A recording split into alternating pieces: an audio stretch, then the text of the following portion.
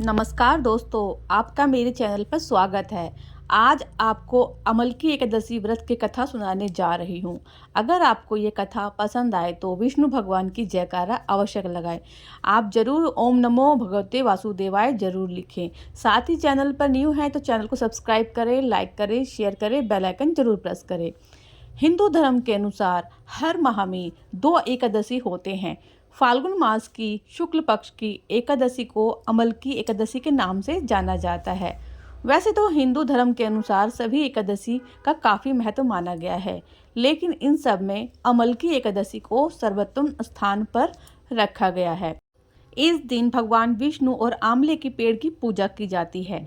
मान्यता यह है कि आंवले का वृक्ष भगवान विष्णु को अति प्रिय होता है। अमल की एकादशी को कुछ लोग अमल की 11 रस भी कहते हैं। यह होली के कुछ दिन पहले ही पड़ती है, इसीलिए इसे रंगदशी एकादशी भी कहा जाता है। पौराणिक कथाओं के अनुसार ये कहा जाता है कि ब्रह्मा जी भगवान विष्णु के नाभि से उत्पन्न हुए थे। एक दिन ब्रह्मा जी ने खुद को जानने की कोशिश की, जिससे उन्होंने पर ब्रह्म की तपस्या शुरू कर दी। उनकी तपस्या से प्रसन्न होकर भगवान विष्णु ने उनके सामने प्रकट हुए और जैसे ही ब्रह्मा जी भगवान विष्णु को अपने समीप पाया तो वो रोने लगे और जो उनके आंसू है भगवान विष्णु के चरणों पर गिरने लगे। यह आंसू भगवान विष्णु के चरणों में गिरकर आंवले के पेड़ के रूप में तब्दील हो गए। तब विष्णु भगवान जी ने कहा, इस पेड़ का फल मुझे अत्यंत प्रिय रहेगा। जो भक्त अमल की एकादशी के दिन आंवले की पेड़ की पूजा करेगा उसे मोक्ष की प्राप्ति होगी तथा उसके सारे पाप मिट जाएंगे। चलिए अब कथा प्रारंभ करते हैं। एक मानधाता ने वशिष्ठ जी से कहा, हे वशिष्ठ जी, अगर आप मुझे पर कृपा करें तो मुझे किसी ऐसे व्रत की कथा सुनाएं जिससे मेरी कल्याण हो जाए। तो महर्षि वशिष्ठ बोले, हे मानधाता, सभी व्रत से उत्तम और अंत में मोक्ष प्राप्त करने वाला अमल की एकादशी व्रत का मैं वर्णन करता हूँ। यह एकादशी व्रत फाल्गुन मास के शुक्ल पक्ष में आता है। इस व्रत को करने से समस्त पाप नष्ट हो जाते हैं। इस व्रत का फल 1000 गाय के दान के बराबर होता है। और मैं आपको पौराणिक कथा सुनाता हूँ, आप इसे ध्यानपूर्वक सुनिए। एक वैदिश नाम का नगर था जिसमें ब्राह्मण, क्षत्रिय, वैश्य और शूद्र रहते थे, आनंद पूर्वक रहा करते थे। उस नगर में सदैव खुशियाँ रहती थी तथा उस नगर के लोग आस्तिक थे।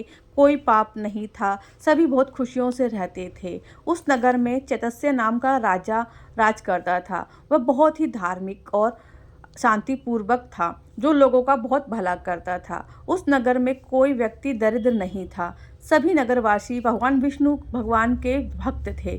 सभी लोग बहुत सुखी जीवन जी रहे थे। वहाँ के चाहे बच्चे हो, बूढ़े हो, जवान हो, सभी लोग एकादशी का व्रत किया करते थे।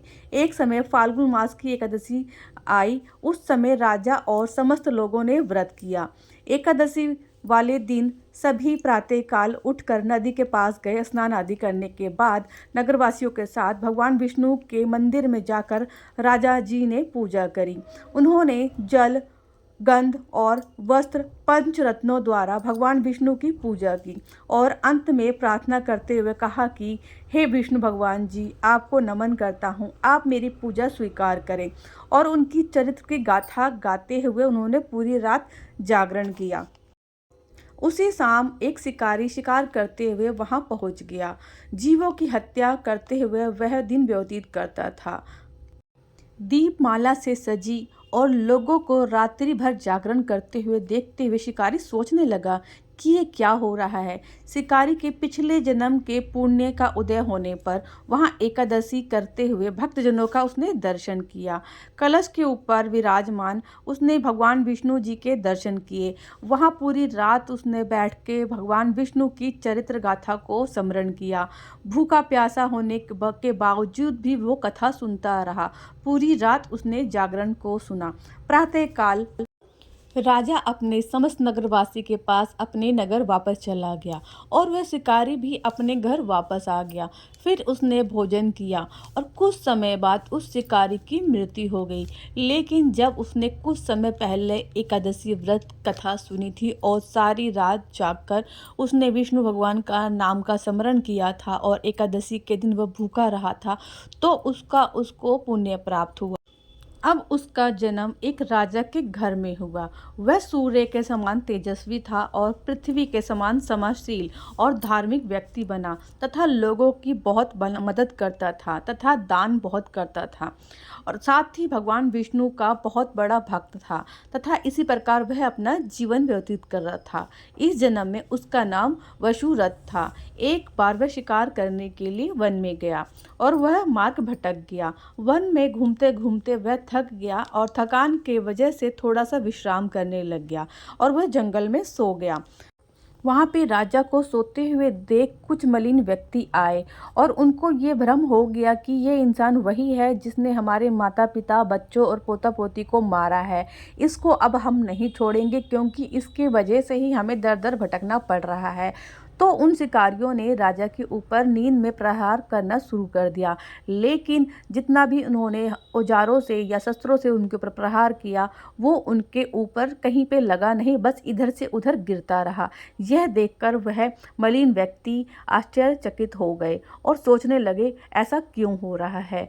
कुछ समय बाद राजा के शरीर के अंदर से आभूषणों में से माता उत्पन्न हुई और उन्होंने यह देखकर उनको शिकारियों के ऊपर क्रोध उत्पन्न किया। जब शिकारियों ने माता रानी को देखा तो वे इधर उधर भागने लगे। माता रानी ने क्रोधित होकर सभी का नष्ट कर दिया।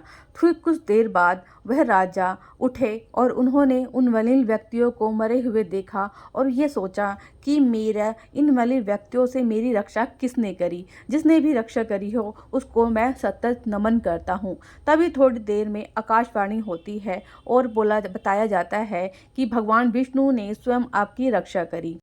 यह सुनकर राजा बहुत प्रसन्न हुए और भगवान विष्णु को सत सत नमन किया।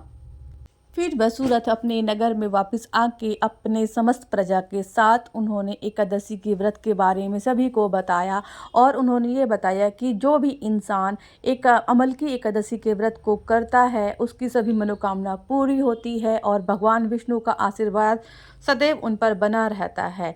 तो ये कथा महर्षि द्वारा बताया गया है। जो इंसान इस व्रत को करेगा उसकी सभी मनोकामना जरूर पूरी होगी। इस दिन आंवले की पूजा की जाती है, आंवले का दीप दान किया जाता है।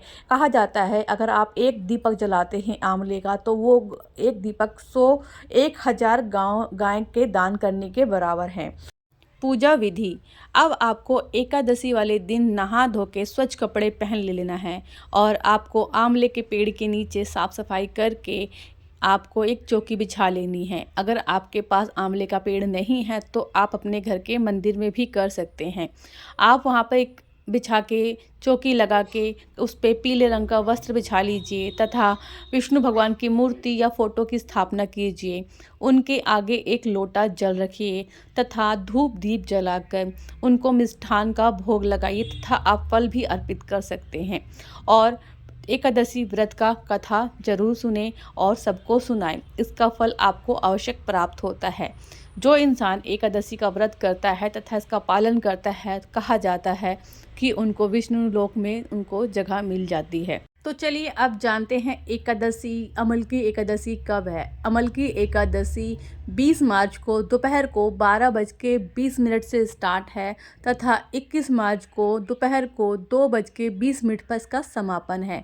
अगर आप आंवले से एक दीप दान करते हैं तो उसका आपको फल जरूर प्राप्त होगा। आप सबसे अनुरोध है कमेंट में ओम नमो भगवते वासुदेवाय जरूर से जरूर लिखिए और वीडियो को ज़्यादा शेयर करें। अगर आपको